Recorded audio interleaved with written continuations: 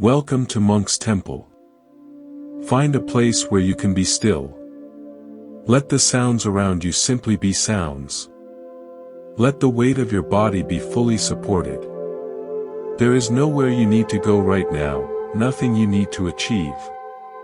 In this quiet space, we begin not by adding, but by subtracting. We subtract the urgency, the striving, the constant hum of wanting. And in that spaciousness, something ancient and deeply wise can begin to speak.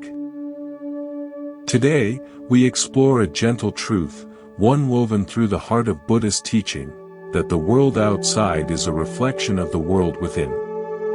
That what we call fortune, or abundance, is less about what we grasp, and more about the quality of the vessel we become ready to receive it. Let me tell you a story. It's about a lake I knew high in the mountains, so still and clear it was said to be a perfect mirror for the sky. People would travel to see their reflection in it, believing it held a secret. One summer, a terrible windstorm came, churning the lake's surface into a frenzy of whitecaps and mud. For days after, the water remained cloudy, turbulent. The sky above was a brilliant, cloudless blue, but the lake showed only a roiling, gray chaos. A traveler, disappointed, complained to an old caretaker who lived there. "The sky is so beautiful," the traveler said, "but your lake is broken. It shows me nothing but confusion." The caretaker smiled. "The lake is not broken," he said softly. "It is simply unsettled.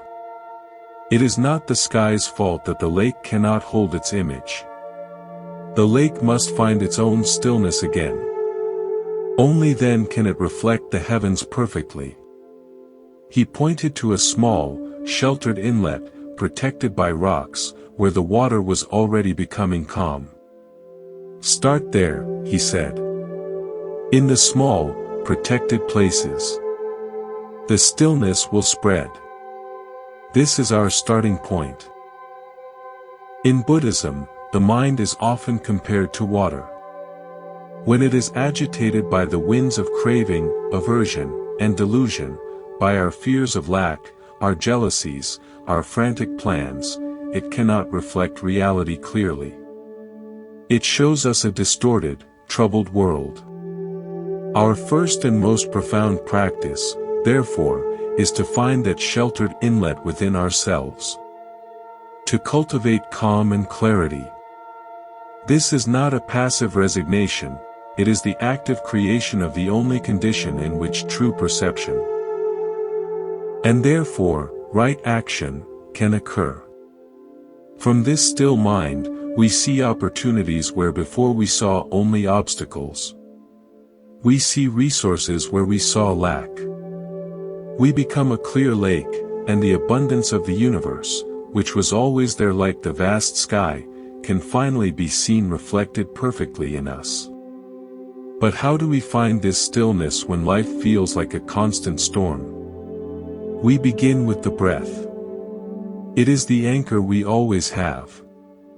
Feel your next breath coming in. Don't force it. Just notice it.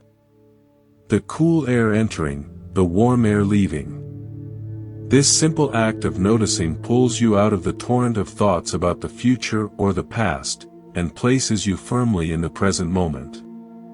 The Buddha taught mindfulness of breathing as a direct path to peace. Why? Because you cannot breathe yesterday's breath, nor can you breathe tomorrow's. You can only breathe this one. Now. In this anchor, we find our power. Our creative power. For from a settled mind, all else flows. Now, from this place of beginning stillness, let's contemplate the nature of what we seek. We often think of wealth as stacks of currency, properties, possessions. But in the deeper vision of the Buddha's path, wealth, or ya, has a richer, more holistic meaning.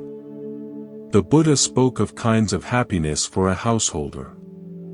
The happiness of ownership is just the first. Then comes the happiness of enjoying what one owns wisely. Then, more importantly, the happiness of being free from debt. Not just financial, but the debt of obligation, of guilt, of ill will.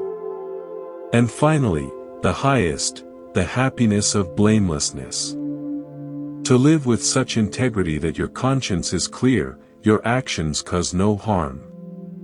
This is the ultimate wealth. A wealth that cannot be stolen, devalued, or lost in a market crash. It is the wealth of a peaceful heart. So when we explore practices to attract abundance, we are not merely performing tricks for cash. We are engaging in a profound realignment.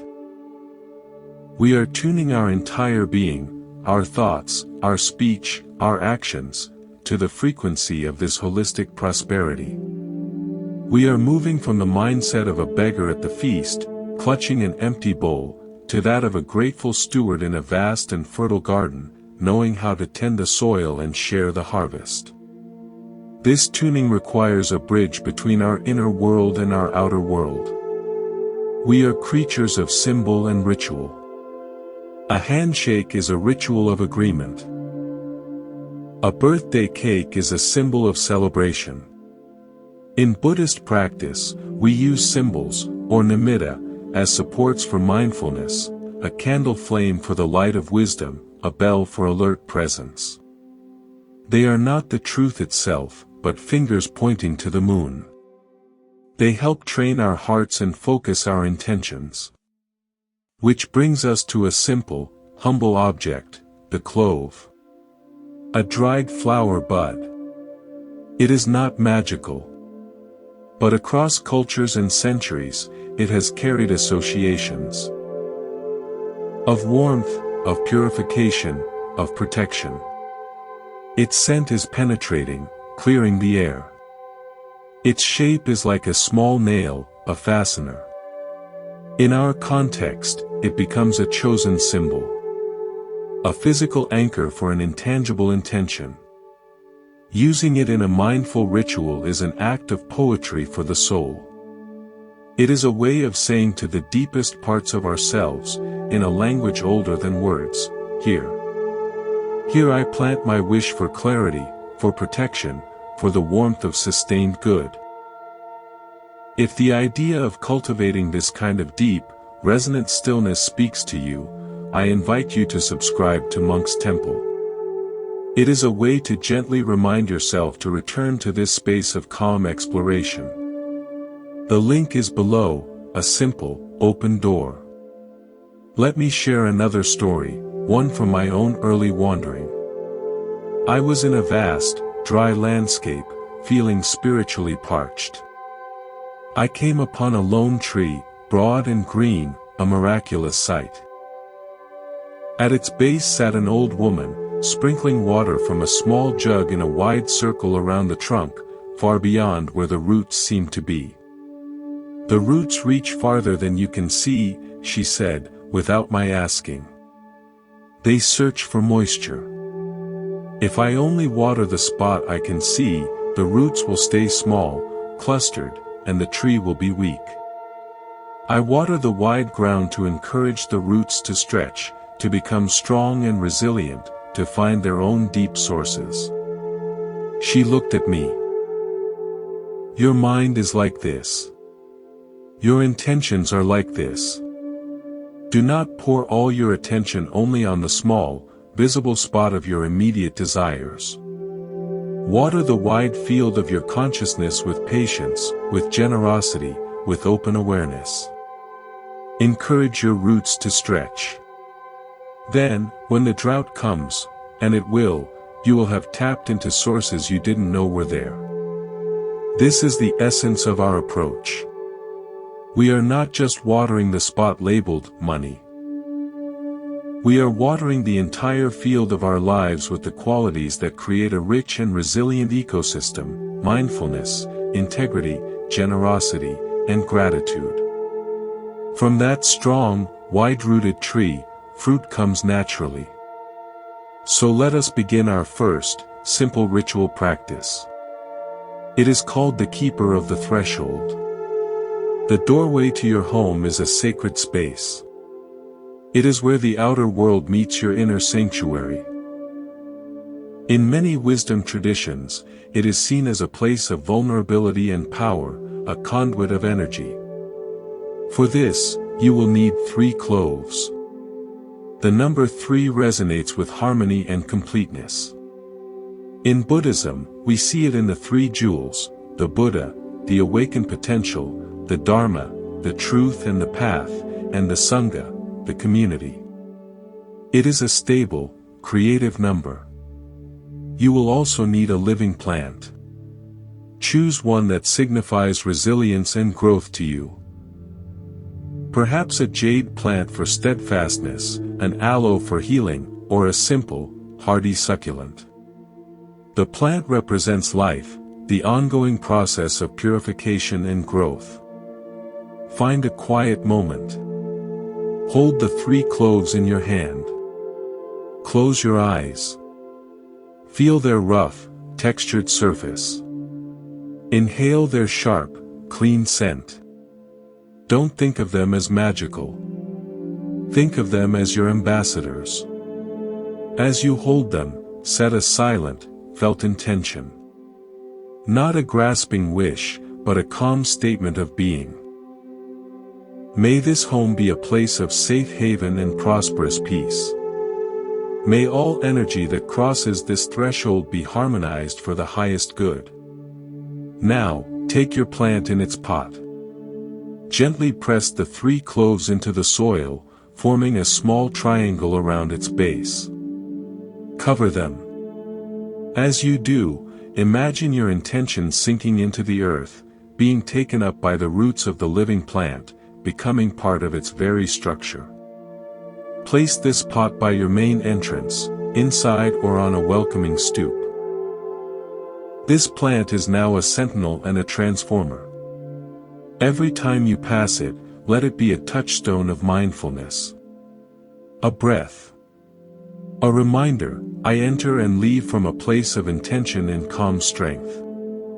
You are not building a wall of fear, but cultivating a field of harmonious vibration.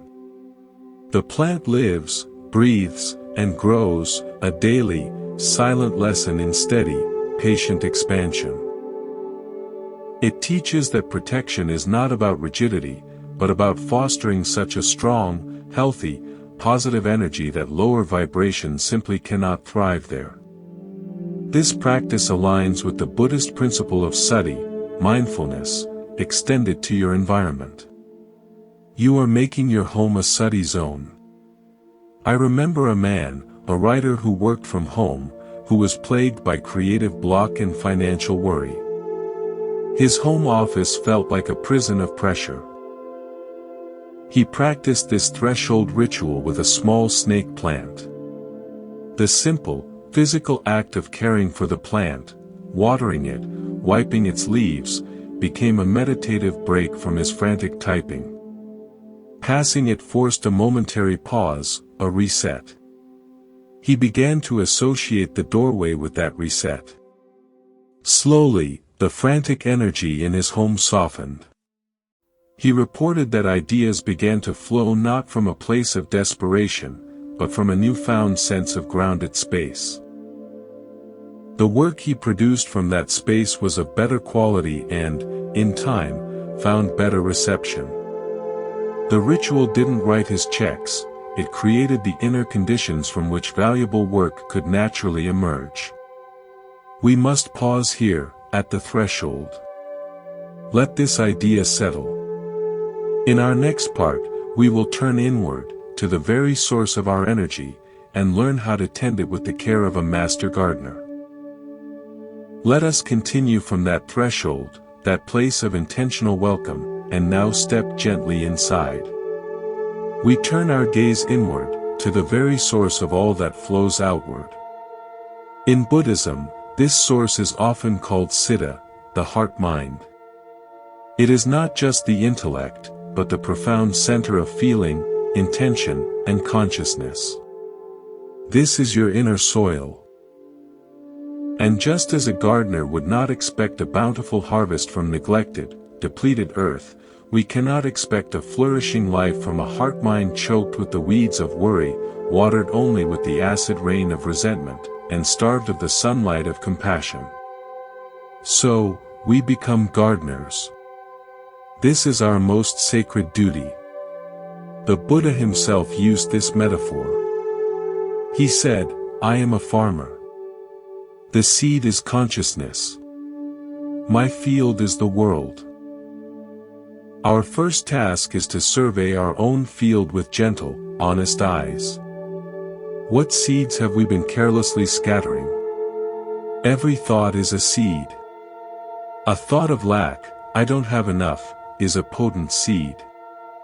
Plant it, water it with constant anxiety, and watch what grows, a thicket of missed opportunities and a pervasive sense of scarcity.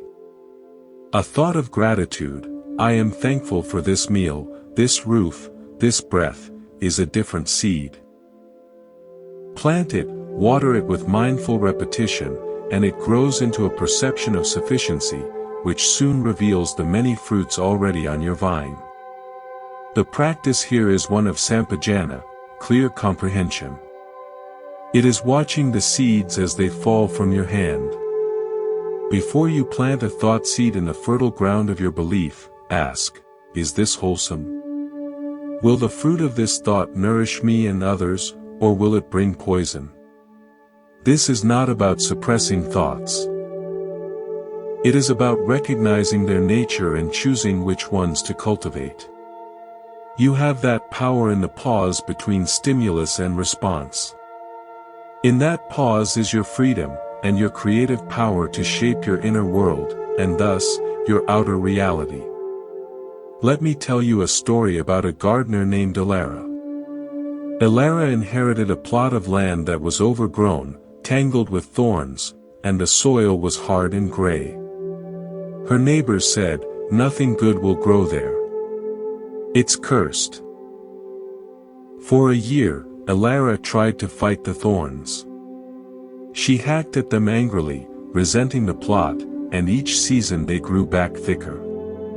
Exhausted, she sat one day in despair. An elder from a nearby village passed by and saw her. He didn't speak of thorns. He said, "The soil is tired. It remembers only struggle. You must teach it a new memory." He handed her a single packet of white clover seeds. "Plant these. Don't look at the thorns. Just tend the clover. Water it. Talk to it. Thank it for coming." Skeptical but desperate for a new way, Alara did just that. She focused all her care on the small patches of soft green clover that began to appear. The clover, as it grew, began to naturally fix nitrogen in the soil, enriching it. Its roots created soft spaces in the hard earth. Within 2 seasons, the clover patches had spread, and the thorny weeds, finding the soil changed and no longer receiving the energy of her furious attention, began to recede. By the 3rd year, Alara's plot was a sea of green clover, buzzing with bees, and she could plant vegetables in the now fertile soil. She had taught the land a new memory by consistently tending the good, not by warring with the bad. Your mind is Alara's plot. The thorns are your old, ingrained thoughts of lack, comparison, and fear.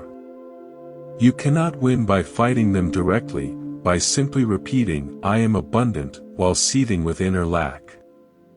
That is just another form of hacking at thorns. Instead, you must plant and tend a new crop. You plant the clover seeds of small, genuine gratitude. You tend them with mindful attention. You water them with acts of kindness, however tiny. You teach your mind a new memory. Over time, the very soil of your consciousness changes. Thoughts that thrive in the hard soil of resentment find no home. The frequency of your being shifts from scarcity to fertile readiness. Now, we engage our second ritual, which applies this gardening principle directly to our resources. It is called the ritual of the grateful vault. This practice is for the place where you keep your money, your wallet, a drawer, a savings jar, a digital account screen.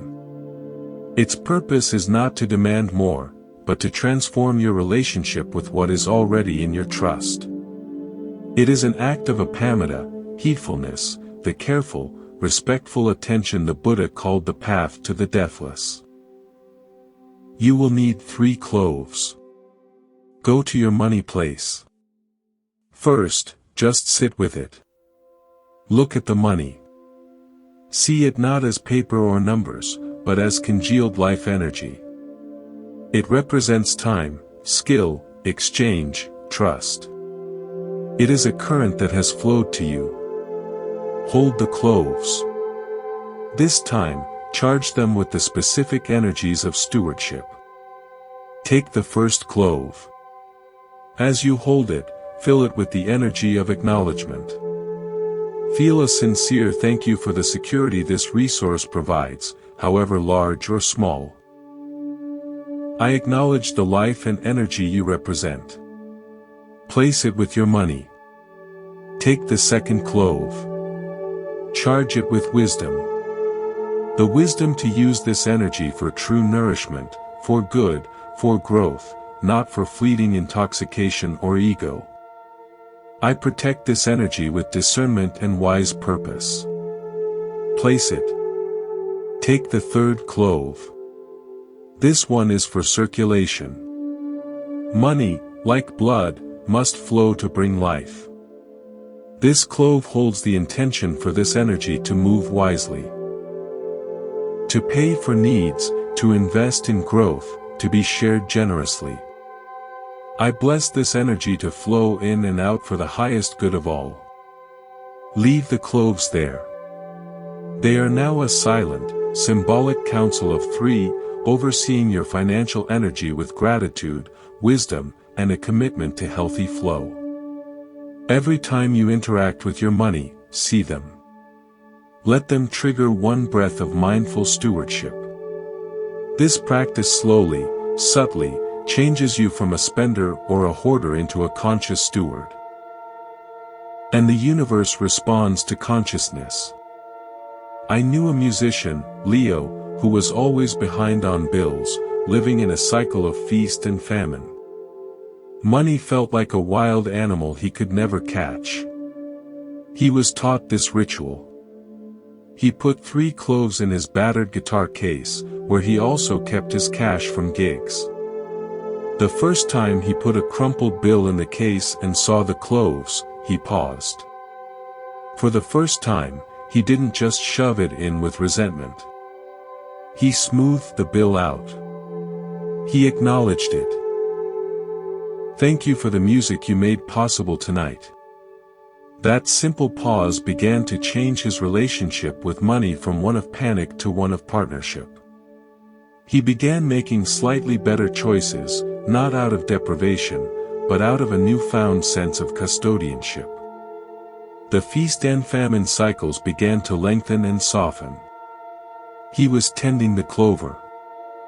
From tending our inner garden and our tangible resources, we realize a profound truth: we are not meant to hold our energy in a clenched fist. A closed hand can neither give nor receive. This brings us to perhaps the most transformative Buddhist principle for attracting true abundance, dana, generosity. Generosity is the alchemy that transforms stagnant energy into a flowing river. It declares to your deepest self and to the cosmos, I am part of the flow. I have enough to share. This is not about grand, impoverishing gestures. It is about the consistent, mindful creation of outflow. The Buddha placed dana at the very foundation of the path. It is the first training in dissolving the sense of a separate, needy self. When you give, you experience directly that you are more than your possessions. You are a source. And by the law of karma, cause and effect, setting in motion the cause of giving creates the conditions for receiving. Not in a transactional, I give $1 to get $10 back way, but in the way that a clean, flowing river attracts life to its banks. You become a vibrational match for the energy of circulation. Let me share a story about a well. In a village, there were two wells side by side. The first well's owner, fearful of drought, put a lock on its bucket. "This is my water," he said. He drew only what he needed, secretly, at night. The water, from lack of movement, grew stale and slightly bitter. The second well's owner placed a clean cup by her well with a sign, "Drink, and be refreshed." Travelers, workers, children would stop for a drink. The bucket was constantly going down and coming up. The water in that well was always fresh, cool, and sweet, and the well never ran dry. The aquifer beneath fed it more readily because the drawing of water created a pull for the fresh springs to replenish it. The locked well was a dead end. The shared well was a living node in a network of giving and receiving. We must learn to be the shared well. Our next ritual helps us carry this spirit of open-handed flow with us into the world. Now we move from the well to the path, from the fixed place of our resources to the journey of our daily life. For our energy is not meant to be kept in a vault alone, it is meant to travel with us, to interact with the world.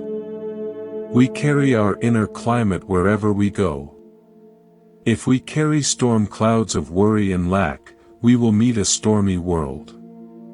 If we carry a clear, open sky, we find openness and clarity reflected back.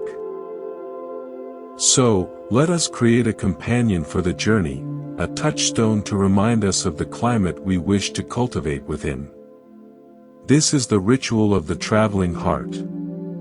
This is about crafting a portable sanctuary. Not a magic charm to compel the universe, but a physical anchor for your own highest intentions. It is an amulet of Samma Sankappa, right intention, a cornerstone of the Buddha's Noble Eightfold Path. Find a small piece of cloth. Don't worry over color dogma, feel for texture. Does a smooth piece of silk speak to you of effortless flow? Does a piece of soft, worn linen feel like comfort and resilience? Let your intuition guide you to a fabric that feels like a blessing to the touch. Avoid anything that feels harsh or carries a memory of distress. You will need one coin or bill, real currency you can and will spend. This is crucial. It grounds the charm in the reality of earthly exchange, preventing it from becoming an abstract, spiritual bypass. You will also need 3 cloves. Sit in a quiet moment. Lay the cloth before you. Hold the coin. Feel its weight, its edges. Acknowledge its nature silently. You are a token of trust in the human world. You are energy made solid. Place it in the center of the cloth. Now, hold the first clove. This clove is for awareness, sati. As you hold it, connect with the boundless abundance of the present moment that money cannot buy. The air filling your lungs, the light falling through the window, the quiet miracle of consciousness itself. Infuse the clove with this felt sense of rich presence. Place it on the cloth. You might whisper, with this, I remember I am already rich in life. Hold the second clove. This one is for trust, sada, confidence in the path. It is the antidote to the clutching fear that believes we must control every outcome. Feel a sense of surrender to a benevolent process. You do your part with integrity, and you release the rest. Infuse the clove with this quality of serene trust. Place it beside the first. With this, I trust the journey and do not grasp the road. Hold the third clove. This is for generosity, Dana. Feel the expansive, warm heart that seeks to give, to share, to be a link in a chain of kindness. It is the energy that keeps the river flowing. Infuse the clove with this open-handed spirit. Place it. With this, I keep my heart open to give and receive freely. Now, gently gather the corners of the cloth around the coin and cloves. Tie them together with a string, a ribbon, or a simple knot from the cloth itself. As you tie the final knot, set the overarching intention: this pouch holds the essence of my awake, trusting, and generous heart. It is a compass pointing me back to my true nature. Carry this pouch in your pocket, your purse, your wallet. When your hand brushes against it during a stressful commute, a difficult meeting, or while making a purchase, let it be a micro-moment of homecoming. Not, give me money, but, ah, yes. Awareness. Trust. Generosity. It recalibrates you from a state of seeking to a state of being, the only state from which true abundance can stably flow. I once gave such a pouch to a friend, a nurse named Anya, who was burning out. Her world was one of constant demand, and she felt drained, financially and emotionally. She carried the pouch in her scrubs pocket. During a brutal shift, feeling overwhelmed, she felt the pouch as she reached for a pen. She paused for one breath behind a curtain. Awareness, she thought, feeling her own tired feet on the floor. Trust, she breathed, remembering her skill. Generosity, she recalled, not as a burden, but as her original calling. That breath didn't change her workload, but it changed her in the midst of it. She reported that these tiny resets began to create a buffer of peace around her. Interestingly, she soon found herself offered a gentle, higher-paying administrative role she hadn't even applied for. A supervisor had noticed her calm competence. The pouch didn't create the opportunity, it helped her become the person for whom such opportunities are a natural fit. Let's deepen our understanding with another story, a parable about sound. In a town, there were two bell makers. The first, Eris, was frantic to succeed. He used cheap, impure metals, rushing the cooling process to make more bells faster. His bells were loud when struck, but the sound was flat, jarring, and died quickly. People bought them because they were cheap, but the sound left them subtly agitated. The second maker, Kaito, worked slowly. He selected pure metals, heated them with precise care, and sang prayers of peace into the molten metal. His cooling process took days. When finished, his bells, when struck, produced a tone so clear, deep, and complex that it seemed to hang in the air, vibrating long after the strike, bringing a deep calm to all who heard it. People traveled far to buy them, paying a premium. The quality of the bell determined the quality of the sound, regardless of the force of the strike. You are the bell. Your being, forged from your daily practices, your intentions, your mindfulness, determines the quality of the sound you send into the world, which is your energy.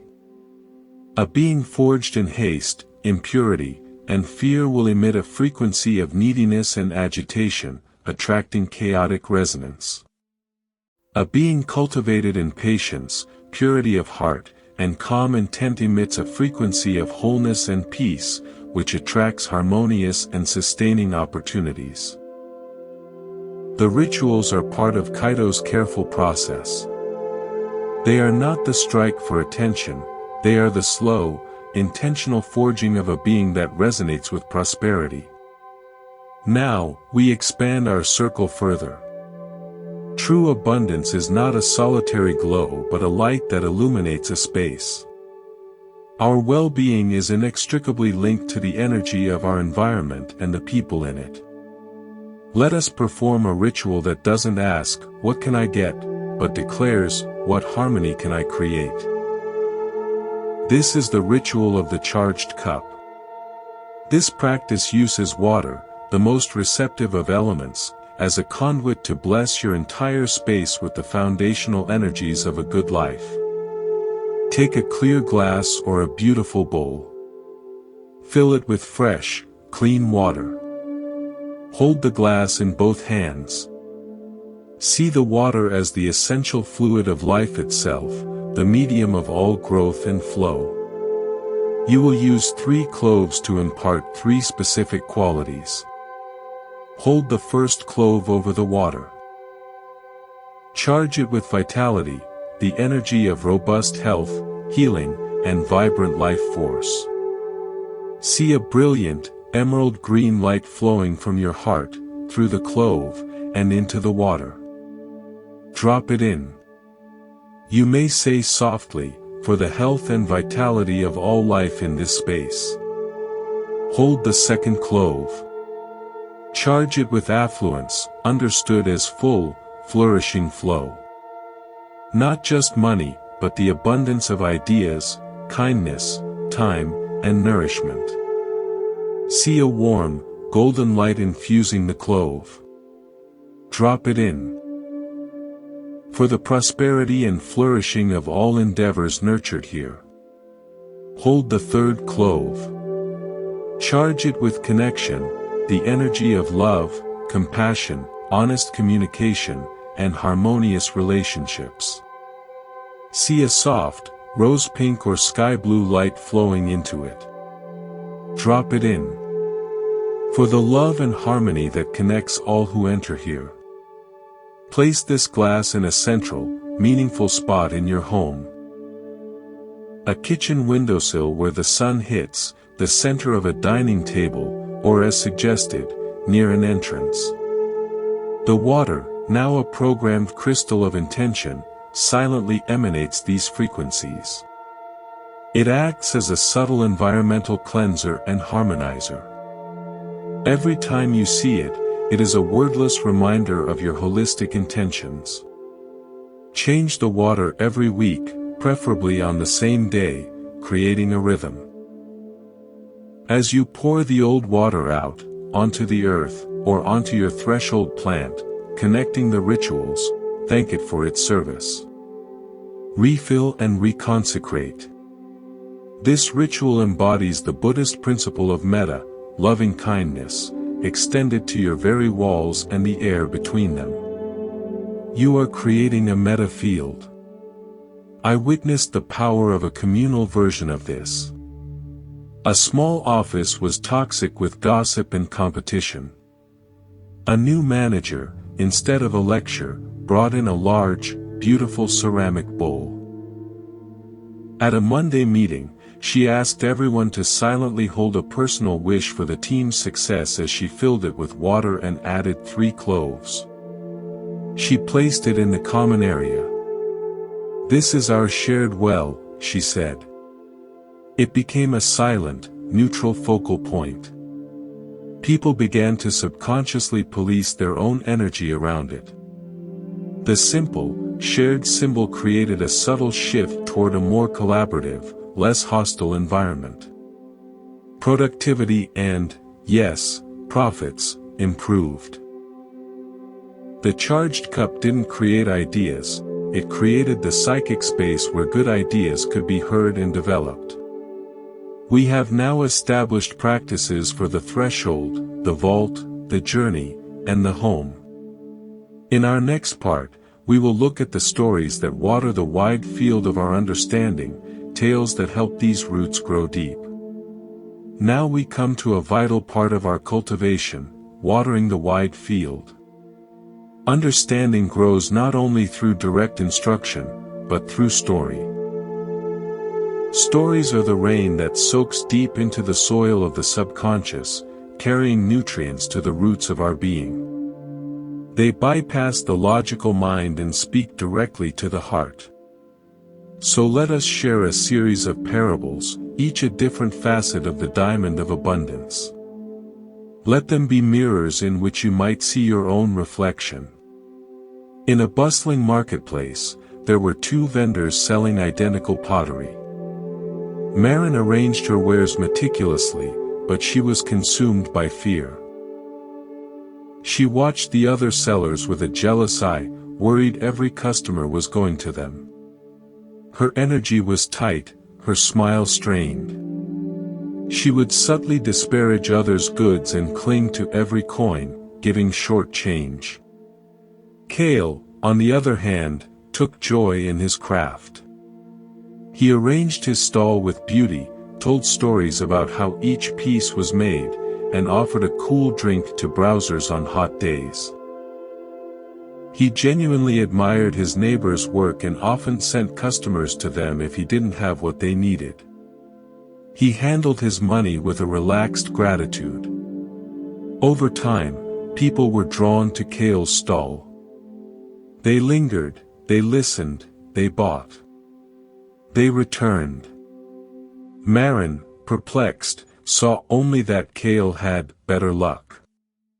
She never saw that she was broadcasting a frequency of scarcity and competition, which repelled the very flow she sought. Kale broadcasted a frequency of joy, generosity, and security, which created a gravitational pull.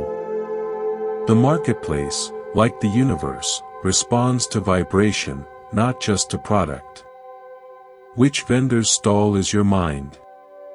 A child found a perfect acorn and decided to keep it forever. She placed it in a beautiful, sealed glass jar to protect it. She showed it to everyone. "Look at my treasure," she said. For a year, the acorn remained perfect, brown, and shiny inside its jar. Meanwhile, outside, an acorn that had fallen into the mud was stepped on, buried by leaves, soaked by rain, and frozen by snow. It was forgotten. In the spring, the child's acorn in the jar was still perfect, but it was dead. The acorn in the mud had split open. A tiny, green root had quested downward, and a pale shoot had pushed upward toward the light. It had begun its transformation into an oak tree. The child's desire to protect and possess her treasure ensured it would never become what it was meant to be.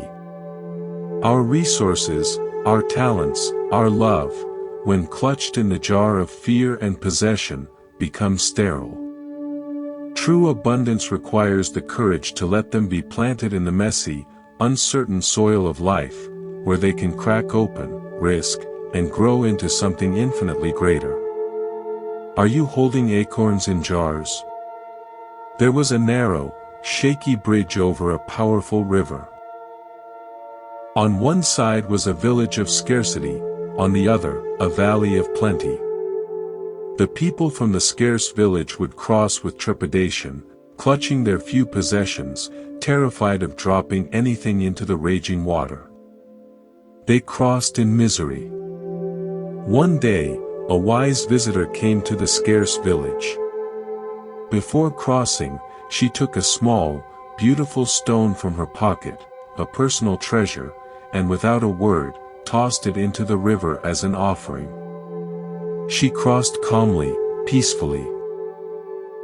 The villagers were aghast. "You lost your treasure," they cried. "No," she smiled. "I paid the river for my passage. I entered into a relationship of respect and exchange. The river does not need my stone. But my spirit needs to acknowledge the crossing." She returned from the valley with baskets of fruit to share. Slowly, others began the practice.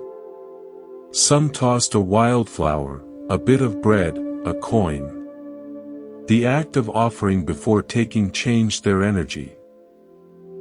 They stopped crossing as thieves, fearing the river would steal from them. They crossed as grateful participants in an exchange. The bridge, in their minds, became steadier. Their journeys became more fruitful. This is the essence of dana. The offering, however small, transforms your relationship with the flow of life. You are no longer a thief in the night, but a respectful partner in a cosmic dance. On a stormy coast, there was a lighthouse with two possible lights. One was a frantic, rotating strobe, brilliant, blinding, scanning the darkness in a panicked search for ships to save. The other was a steady, unwavering beacon, casting a constant, calm circle of light into the gloom. The frantic strobe consumed vast energy, disoriented the very ships it tried to guide, and left the keeper exhausted. The steady beacon used less power, provided a reliable point of orientation, and allowed ships to navigate themselves to safety. The keeper had to choose which light to use. Our minds can be like these lights. The frantic strobe is the mind of desperate seeking, constantly scanning for opportunity, burning energy on anxiety, blinding itself and others with neediness. The steady beacon is the mind of cultivated abundance. It simply shines the light of your stable, skilled, peaceful presence. It doesn't chase ships, it becomes a point they naturally sail toward. Your work, then, is not to spin the strobe faster, but to strengthen the steadiness of your core light through mindfulness and integrity. These stories are not mere tales. They are tools for introspection. Sit with them. Which one resonated most? That is likely the garden gate where your personal work awaits. Now, let us integrate these insights with a ritual that addresses time itself, the fourth dimension of our abundance. We often feel we lack time, which is a form of poverty more acute than lacking money. This is the ritual of the setting sun. This practice uses the daily transition of dusk to cultivate a wealth of completion and peace, clearing the psychic space for the new to enter tomorrow. You will need a candle, a simple tea light is perfect, and 3 cloves. Just before sunset, find a quiet spot. Light the candle. The flame represents the light of your awareness, the transformative fire of your spirit. Hold the first clove. Think of the day that is ending. Acknowledge everything it contained, the accomplishments, the frustrations, the interactions. Charge the clove with completion. It is the energy of letting the day be fully, unalterably over. Drop it into the candle's flame, or if safety is a concern, place it beside the candle. As it burns or as you place it, say or think, I release this day with gratitude. Its lessons are learned, its blessings received. Hold the second clove. Think of any lingering attachments from the day, a worry you're carrying, a resentment, an anxiety about what you did or didn't get done. Charge this clove with non-attachment, nekhama. The willingness to let go. Drop or place it. I release my grip on what has passed. I am free in this present moment. Hold the third clove. Look at the gathering darkness outside. Think of the night ahead as a fertile void, the blank page of tomorrow. Charge this clove with receptivity. The quiet, open, trusting readiness for what the new day will bring. Drop or place it. I welcome the night's rest and the potential of the dawn. I am open and ready. Sit for a few minutes watching the candle flame, letting the feeling of release and openness fill you. When you feel complete, extinguish the candle. This simple evening practice does profound work. It prevents the psychic clutter of today from polluting the fresh potential of tomorrow. It ensures you don't approach a new day already burdened by the debts of the old. You begin each morning with a clean ledger, a receptive field. This ritual aligns with the Buddhist practice of reviewing the day with mindfulness, not with judgment, and consciously setting it down. A mind that is not cluttered with yesterday's unfinished business has immense space to perceive and attract today's opportunities. I taught this to a software developer named Ben, whose mind was a browser with 100 tabs perpetually open. He'd lie in bed debugging the day's code and worrying about tomorrow's deadlines. The setting sun ritual gave his worrying mind a formal, shutdown sequence. The physical act with the cloves and flame created a powerful psychological boundary. He reported that within a week, his sleep improved dramatically. More importantly, he began waking up not with a jolt of anxiety, but with a sense of quiet possibility. His morning creativity surged, leading him to solve problems that had stalled for weeks. He didn't create more time, he created more usable space within time. We have journeyed through space, home, pocket, environment, and now through time. In our next part, we will confront the most common obstacles on this path. The inner thieves that steal our peace and block our flow. Every garden, no matter how well tended, will face weeds. Every clear lake will know winds. Our inner landscape is no different. On the path to cultivating a life of true abundance, we will meet persistent inner forces that act as thieves, blocking the sun and diverting the water. In Buddhism, these are often called the kilesas, defilements or afflictions. For our purpose, we will focus on three primary thieves. The ghost of future lack, the golem of past resentment, and the phantom of comparison. To create a safe and flourishing inner space, we must learn to recognize and gently disarm these thieves. The first, the ghost of future lack, is a master of illusion. It projects a terrifying movie of a future where you have lost everything, your money, your security, your comfort. It whispers, "What if?" and spins elaborate tales of disaster. This ghost feeds on the natural human desire for safety, twisting it into chronic anxiety. The Buddha taught that fear like this arises from tanha, craving for things to be other than they are, specifically craving for security in an inherently uncertain world. The antidote is not to try to build an impregnable fortress, which is impossible, but to root yourself so deeply in the present moment that the ghost's future projections lose their power. When you feel this ghost arising, do not argue with its stories. Instead, feel your feet on the ground right now. Look at your hands. Take 3 conscious breaths. Name 3 things you can see, hear, and feel in this moment. You are pulling your consciousness out of the phantom future and back into the tangible, often perfectly adequate, present. This is using sati, mindfulness, as a shield. Let me tell you a story about a watchman. A king ordered a watchman to guard a single, precious gem on a pedestal in an empty hall. "Guard it with your life," said the king. The watchman, terrified of failure, began to imagine thieves everywhere. He saw shadows move. He heard creeping footsteps in the silence. He became so exhausted from fighting phantoms that he fell into a deep sleep.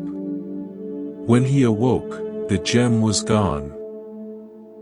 Not stolen by an imaginary thief, but taken by a real one who slipped in while he was exhausted from his imaginary battles. Our vital energy, our focus, our peace, our creative power, is the gem. The ghost of future lack exhausts us by making us guard against shadows, leaving us drained and vulnerable to missing the real opportunities, or the simple joys, of the present. Your duty is not to fight every shadow, but to stay so alertly present that you can respond wisely to what is actually before you. The second thief is the golem of past resentment. This one is made of hardened clay from old wounds, past financial failures, betrayals, times you were denied or overlooked. It stomps through your mental garden, churning up old mud and blocking new growth with the heavy weight of what was. It mutters, "See? This always happens. I never get a break." This golem is fueled by dosa, aversion, ill will. The Buddhist antidote is forgiveness, not as a pardon to others, but as a release of the poison you yourself are carrying. It is the practice of metta, loving kindness, directed first to yourself for the suffering you've held, then radiating out. You cannot plant fresh seeds in soil that is packed hard with old, bitter stones. You must loosen the soil. A simple practice: when a past resentment arises, acknowledge it. There is the memory of that hurt. Then, consciously say, "For the sake of my peace, I release you. I am not defined by that moment." Breathe out, imagining the clay of the golem softening, crumbling, and becoming fertile soil again. I knew an artist named Clara who held a deep resentment toward a gallery owner who had cheated her years before. This golem colored every new business interaction with suspicion and defensiveness. She pushed good people away. A mentor told her, "That man still owns a piece of your studio. He pays no rent, but he occupies space." The idea shocked her. She performed a simple ritual. She wrote the man's name on a leaf and buried it in a pot of soil, saying, "I take back my space." It felt silly, but it was a powerful symbolic act of reclamation. She didn't forget the lesson, but she released the emotional charge. Almost immediately, she found herself able to negotiate with a new gallery from a place of calm strength, not wounded fear, and secured a far better contract.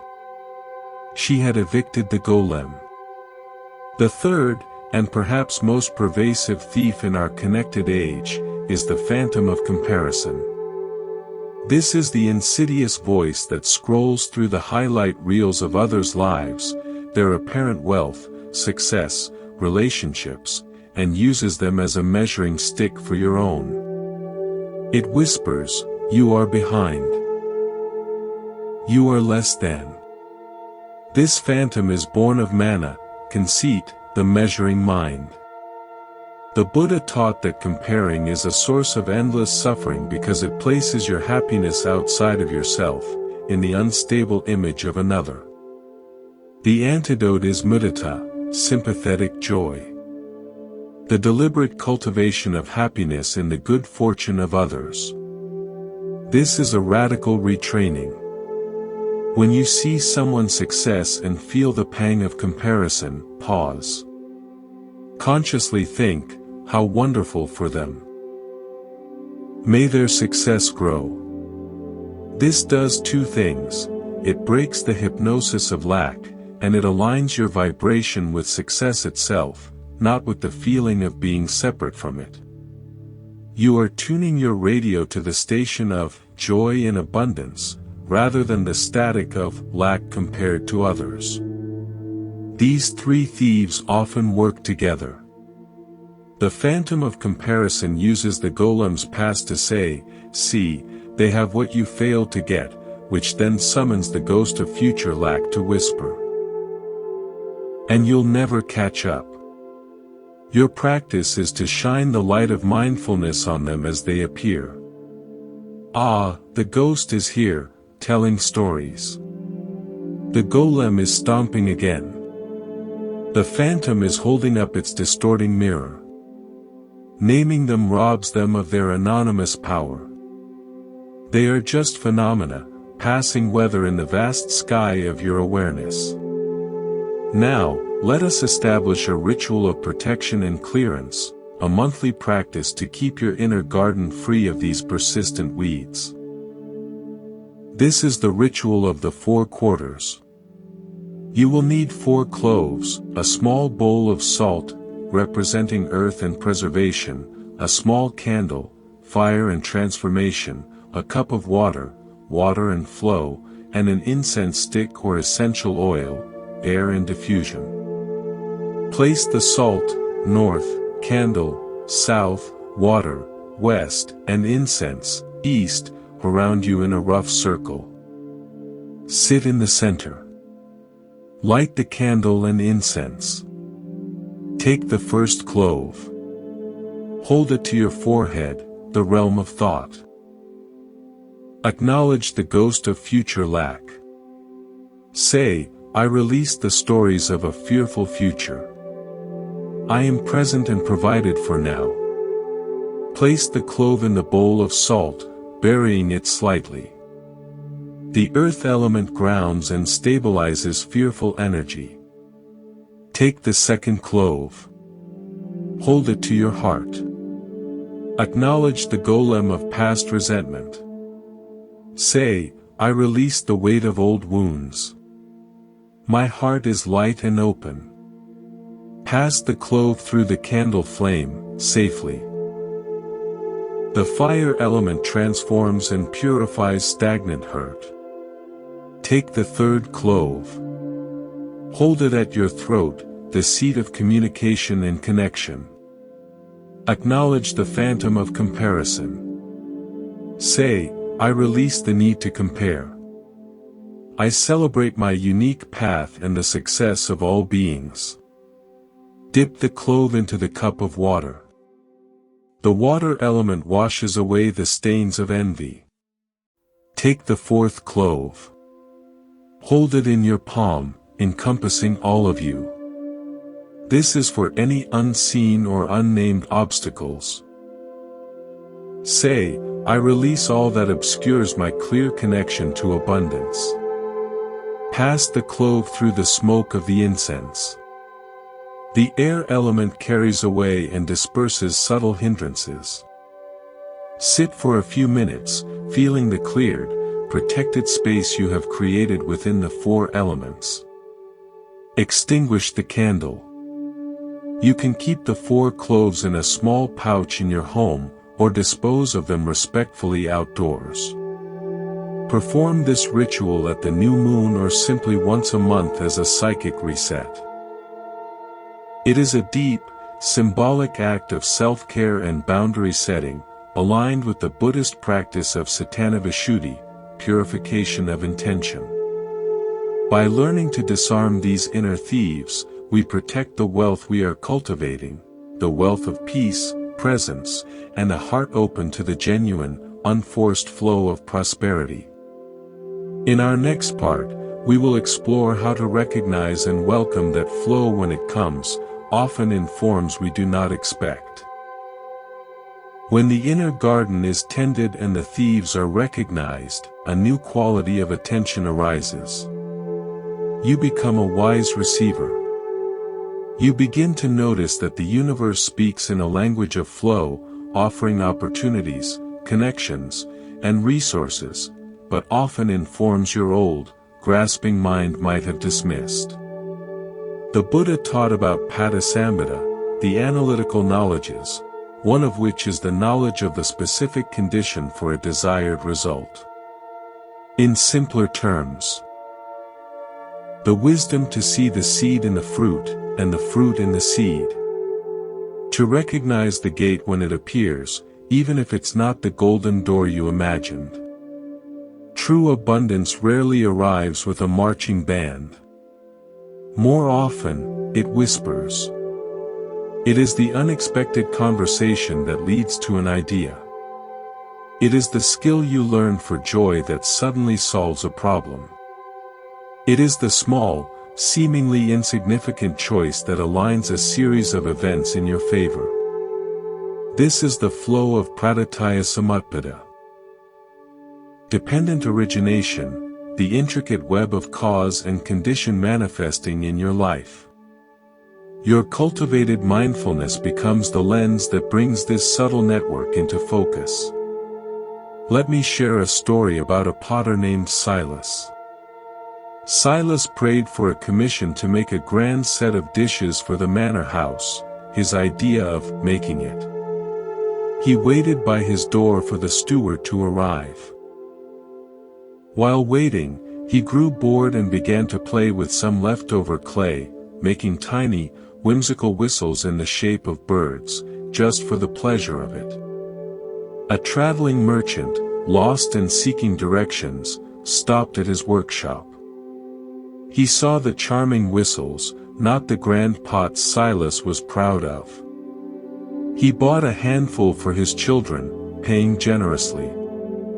He also mentioned to friends at the next town about the whistle maker.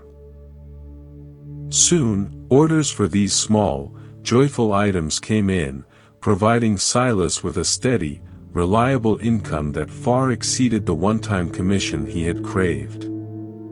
The manor house commission never came. But the flow did, through a side door he had left open while playing. His abundance arrived not as a single, grand event, but as a sustained, humming current of provision, born from an act of unattached creativity. He had to let go of his specific picture of success to see the real gift being offered. Your work now is to cultivate recognizing mind. This is a mind free of the desperate, is this it, and instead holds a quiet, curious, what is this? It sees the potential in the overlooked. This is a form of prajna, wisdom insight. To strengthen this faculty, we engage in a simple daily practice, the ritual of the open hand. Each evening, review your day not for achievements, but for offerings. Sit quietly and ask, what was offered to me today that I might have missed? Perhaps it was a compliment you brushed off, an article someone shared that contained a useful idea, a moment of quiet that could have been peace, but you filled it with worry. A small chance to be kind that would have strengthened a connection. A recurring problem that, viewed differently, is an invitation to learn a new skill. Don't judge yourself for missing them. Simply note them. The offer of a compliment was made. The offer of a new idea was presented. This practice retrains your neural pathways to scan for opportunity and blessing, not just for obstacle and lack. Over time, you begin to catch these offerings in real time. You say, thank you, for the compliment. You read the article with attention. You sit in the quiet. You perform the kindness. You face the problem with curiosity. Each accepted offering strengthens the flow. You are telling the universe, I am paying attention. I am a grateful receiver. This is where the Buddhist principle of saddha, trust or confidence, merges with action. You trust that the flow is intelligent and benevolent. You don't need to micromanage its delivery. Your job is to keep your vessel clean, open, and ready, and to say yes with gratitude when the nourishment comes, in whatever form. I recall a student named Leo, a pragmatic accountant who saw the world in spreadsheets. He began this practice skeptically. One day, his offering was a broken vending machine at work that forced him to take a walk to a cafe. There, he ran into a former colleague he hadn't seen in years. They chatted. The colleague, Hearing about a specific challenge Leo's firm faced, mentioned an obscure software tool that solved it perfectly. Leo brought the idea back, saved his company a significant sum, and was promoted. To his old mind, the broken machine was an irritating obstacle. To his developing recognizing mind, it was the first link in a chain of conditions that led to a breakthrough. He didn't manifest the colleague, he recognized the potential in the disrupted routine. This flow often comes through other people. When you operate from generosity, dana, and sympathetic joy, mudita, you become a node in a network of mutual support. You give freely where you can, without a ledger. You rejoice in others' wins. This makes you a magnet for collaboration. People sense your open, non-competitive energy. They want to work with you, refer to you, support you. This is social and spiritual capital, a form of wealth more durable and generative than money alone. Therefore, part of recognizing flow is to honor the human gate. When someone offers you help, advice, or an introduction, receive it fully. Acknowledge it. And most importantly, circulate it. Pass on the help when you can. This isn't karma in a transactional sense, it's ecology. You are keeping the nutrient cycle of goodwill moving. A forest where leaves never decompose and return to the earth becomes barren. A community where help is only taken, never passed on, becomes stagnant. Your practice this week, perform the open hand review each night. And once, consciously accept a small offering you might normally refuse, a favor, a piece of advice, a moment of connection. Say, yes, thank you, with full presence. Observe what happens. In our next part, we will anchor all of this work into the most fundamental rhythm of all, the cycle of rest and renewal. For even the most fertile soil requires fallow periods. The deepest rhythms of nature teach us a universal truth: there is a time for growth and a time for rest. A field cannot bear a continuous harvest, it must lie fallow to regenerate. The tide must recede before it can come in again with force. In our relentless pursuit, even of something as wholesome as abundance, we can forget this. We believe we must constantly do, strive, and attract. But the Buddha's path is one of the middle way, avoiding the extremes of indulgence and of self-mortification. This includes the asceticism of relentless, anxious effort. True, sustainable flow requires the wisdom of stillness, the courage of pause. This is the wealth of restoration. In Buddhist terms, this is samatha, calm abiding.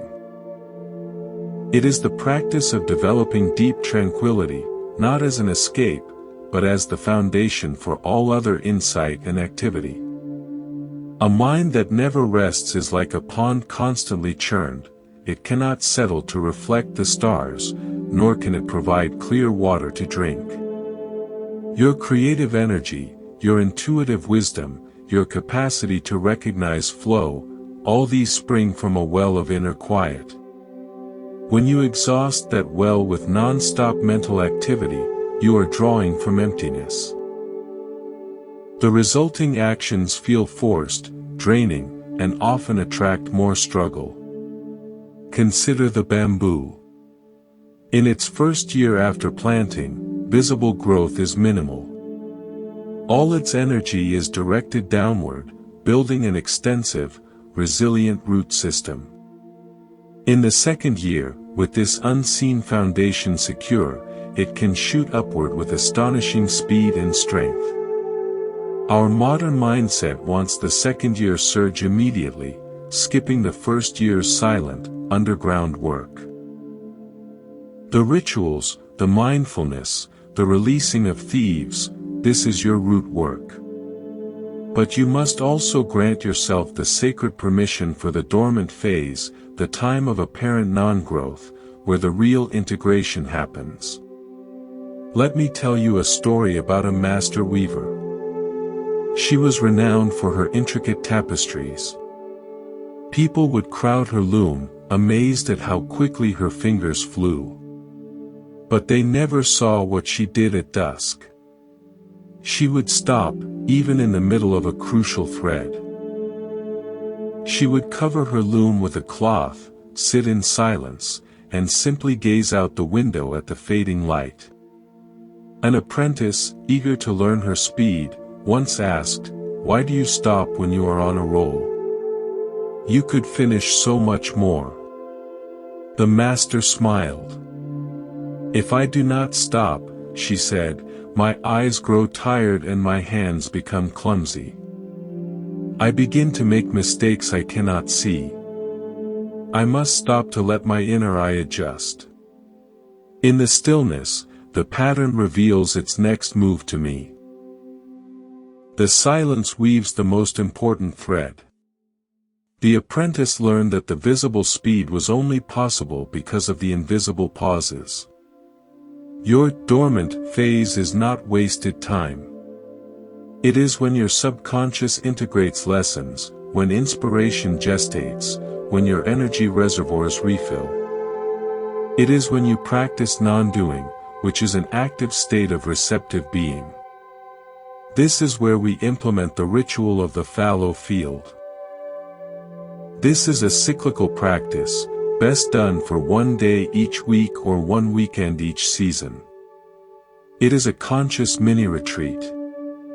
You will need only a quiet space and a simple object, a smooth stone, a bowl, or a single clove. The rules are simple. For this period, you consciously abstain from active pursuit. This means no checking investment accounts obsessively, no scrolling job boards or networking sites with anxiety, no making lists of goals, no rehearsing conversations about money or success. You are letting the field rest. Instead, you engage only in nourishing receptivity.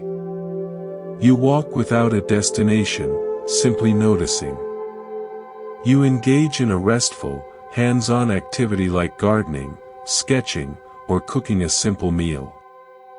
You sit and watch the clouds or the flames in a fireplace.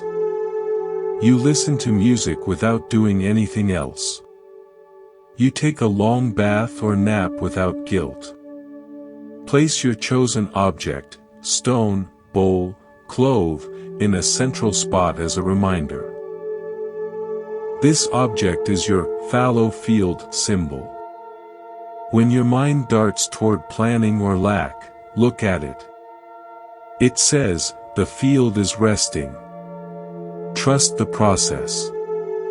During this time, insights often arise, not as frantic plans, but as gentle ahas.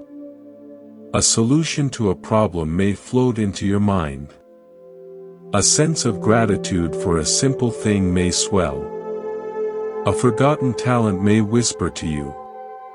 Do not jump up to act on them immediately. Simply note them with a soft smile, as you would notice a bird landing in your resting field. Let them be. The acting will come when the fallow time is over, and it will be imbued with a freshness and clarity that forced effort lacks. This practice embodies the Buddhist concept of santuthi, contentment with what is sufficient. It is the radical declaration that for this day, you are enough, you have enough, and the universe is enough. This contentment is not complacency. It is the powerful, magnetic calm of a fully charged battery. A businessman named David, a chronic doer, on the verge of burnout, reluctantly tried a fallow field Sunday. The first hour was agony. Then, a deep boredom set in, followed by an unfamiliar quiet. By afternoon, sitting in his garden, he had a crystal clear memory of why he started his business in the first place, a feeling of service he'd lost. That memory, arising from silence, became his compass for the next quarter, leading to a pivotal, profitable shift in strategy that no amount of frantic planning had produced. The fallow time yielded his most valuable crop, renewed purpose. By honoring rest, you align with the cosmic rhythm of expansion and contraction. You stop fighting the tide and learn to float. This makes you a conduit for grace, not a generator of exhausted effort. The flow that comes to a rested being is of a different, sweeter quality. It feels like a gift, not a trophy won through battle. We have journeyed together from the first principle of stillness to the final wisdom of rest. We have planted seeds at the threshold, tended the inner garden, stood guard against thieves, learned to recognize the subtle flow, and honored the essential fallow periods. Now, we arrive at the art of weaving all this into the fabric of a daily life. This is not about perfection or a rigid schedule of rituals. It is about developing a sensibility, an abiding orientation of heart and mind toward grateful, mindful, open-handed living. In Buddhism, this is the culmination of the path, a life lived with sati sampajana, mindfulness and clear comprehension, in every moment, which naturally leads to sukha, well-being and genuine happiness. Think of your life as a tapestry. Until now, we have focused on individual threads, the gold of gratitude, the green of growth, the blue of calm, the red of generous action. The practice now is to become the weaver who can use all these threads without conscious strain, creating a pattern that is both strong and beautiful, unique to you. The loom is your daily routine.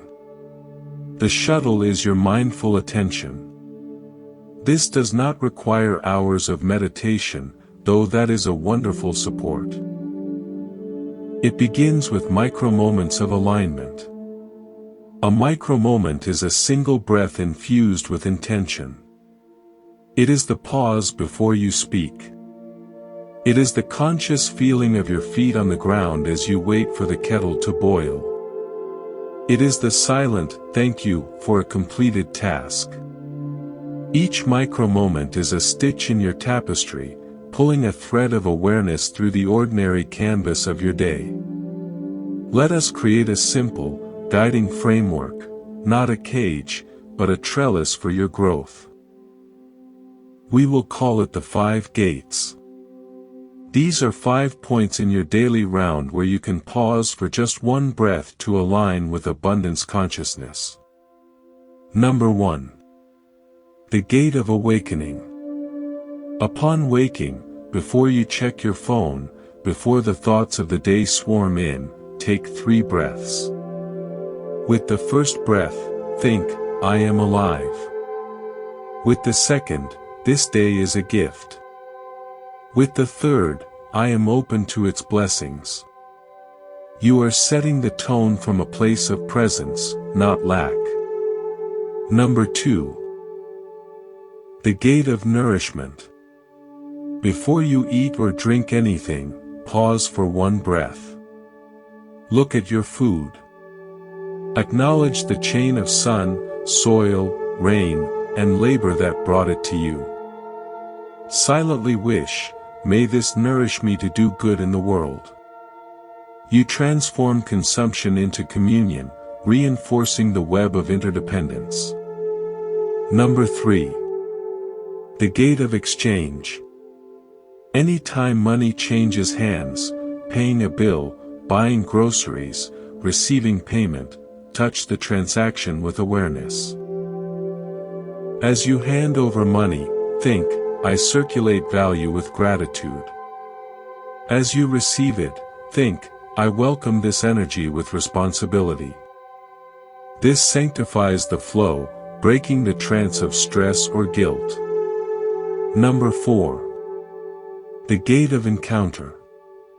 Before any significant interaction, a meeting, a call, even reading an important email, take one breath at the threshold. Set the intention, may this exchange be for the highest good of all. You enter as a conscious participant, not a reactor, inviting harmony and mutually beneficial outcomes. Number 5. The gate of resting. As you prepare for sleep, revisit the ritual of the setting sun in its simplest form.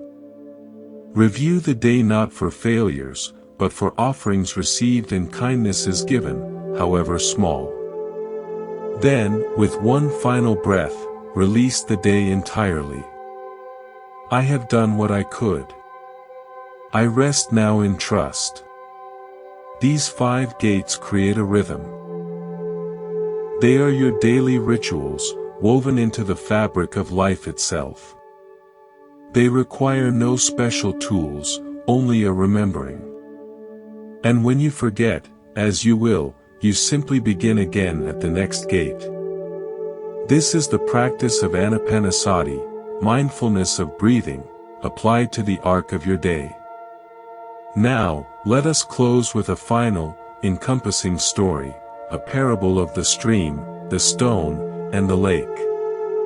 A fast-moving stream, frantic to reach the ocean, rushed over rocks, complaining of its journey. It envied a large, solid stone in its path, thinking, that stone is so stable, so permanent. I am just passing through. The stone, overhearing, replied, but you are alive. You move, you sing, you carry life. I merely sit. Further down, the stream poured into a vast, calm lake. The lake was silent, deep, and reflected the entire sky. The stream, now part of the lake, lost its frantic identity and became still. In that stillness, it realized it was now connected to both the sky above and the underground springs below. It was no longer a separate stream striving, but part of an infinite, peaceful reservoir. You begin as the striving stream, seeking the ocean of abundance. The practices are the banks that guide you, preventing you from scattering your energy. The thieves are the rocks you learn to flow around. The rituals are like beavers building small, calming dams that create pools of reflection. The fallow periods are the deep, quiet eddies.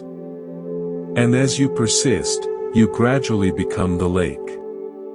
Your identity shifts from a seeker of wealth to a being of quiet, deep capacity, connected to the heavens of inspiration and the deep springs of inner resource. From this lake-like being, action flows not from desperation, but from overflowing fullness. Giving is natural. Receiving is graceful. This is the abundance the Buddha pointed to. The unshakable wealth of a mind at peace, a heart of compassion, and a life in harmonious flow with all things. So, continue. Plant your cloves as symbols, tend your inner garden with gentle care, walk through your 5 gates with a breath of awareness. Do not do this to get, but to become. Become the clear lake. The rest is not your burden, it is the universe's grace, and it knows how to flow to stillness. Thank you for walking this path with me at Monk's Temple. If this journey has planted seeds within you, I invite you to subscribe. It is a way to gently water those seeds, to return for reminders, and to be part of a community tending its inner gardens. The link is below. May your life be a tapestry of ever-unfolding peace and prosperous grace. Go in stillness, and go in peace. We have journeyed together from the first principle of stillness to the final wisdom of rest. We have planted seeds at the threshold, tended the inner garden, stood guard against thieves, learned to recognize the subtle flow, and honored the essential fallow periods. Now, we arrive at the art of weaving all this into the fabric of a daily life. This is not about perfection or a rigid schedule of rituals. It is about developing a sensibility, an abiding orientation of heart and mind toward grateful, mindful, open-handed living. In Buddhism, this is the culmination of the path. A life lived with sati sampajana, mindfulness and clear comprehension, in every moment, which naturally leads to sukha, well-being and genuine happiness. Think of your life as a tapestry. Until now, we have focused on individual threads, the gold of gratitude, the green of growth, the blue of calm, the red of generous action. The practice now is to become the weaver who can use all these threads without conscious strain, creating a pattern that is both strong and beautiful, unique to you. The loom is your daily routine. The shuttle is your mindful attention. This does not require hours of meditation, though that is a wonderful support. It begins with micro-moments of alignment. A micro-moment is a single breath infused with intention. It is the pause before you speak. It is the conscious feeling of your feet on the ground as you wait for the kettle to boil. It is the silent thank you for a completed task. Each micro-moment is a stitch in your tapestry, pulling a thread of awareness through the ordinary canvas of your day. Let us create a simple, guiding framework, not a cage, but a trellis for your growth. We will call it the 5 gates. These are 5 points in your daily round where you can pause for just one breath to align with abundance consciousness. 1. The gate of awakening. Upon waking, before you check your phone, before the thoughts of the day swarm in, take 3 breaths. With the first breath, think, I am alive. With the second, this day is a gift. With the third, I am open to its blessings. You are setting the tone from a place of presence, not lack. 2. The gate of nourishment. Before you eat or drink anything, pause for one breath. Look at your food. Acknowledge the chain of sun, soil, rain, and labor that brought it to you. Silently wish, may this nourish me to do good in the world. You transform consumption into communion, reinforcing the web of interdependence. 3. The gate of exchange. Anytime money changes hands, paying a bill, buying groceries, receiving payment, touch the transaction with awareness. As you hand over money, think, I circulate value with gratitude. As you receive it, I welcome this energy with responsibility. This sanctifies the flow, breaking the trance of stress or guilt. 4. The gate of encounter. Before any significant interaction, a meeting, a call, even reading an important email, take one breath at the threshold. Set the intention, may this exchange be for the highest good of all. You enter as a conscious participant, not a reactor, inviting harmony and mutually beneficial outcomes. 5. The gate of resting. As you prepare for sleep, revisit the ritual of the setting sun in its simplest form. Review the day not for failures, but for offerings received and kindnesses given, however small. Then, with one final breath, release the day entirely. I have done what I could. I rest now in trust. These 5 gates create a rhythm. They are your daily rituals, woven into the fabric of life itself. They require no special tools, only a remembering. And when you forget, as you will, you simply begin again at the next gate. This is the practice of anapanasati, mindfulness of breathing, applied to the arc of your day. Now, let us close with a final, encompassing story. A parable of the stream, the stone, and the lake. A fast-moving stream, frantic to reach the ocean, rushed over rocks, complaining of its journey. It envied a large, solid stone in its path, thinking, "That stone is so stable, so permanent. I am just passing through." The stone, overhearing, replied, "But you are alive. You move, you sing, you carry life. I merely sit." Further down, the stream poured into a vast, calm lake. The lake was silent, deep, and reflected the entire sky. The stream, now part of the lake, lost its frantic identity and became still. In that stillness, it realized it was now connected to both the sky above and the underground springs below. It was no longer a separate stream striving, but part of an infinite, peaceful reservoir. You begin as the striving stream, seeking the ocean of abundance. The practices are the banks that guide you, preventing you from scattering your energy. The thieves are the rocks you learn to flow around. The rituals are like beavers building small, calming dams that create pools of reflection.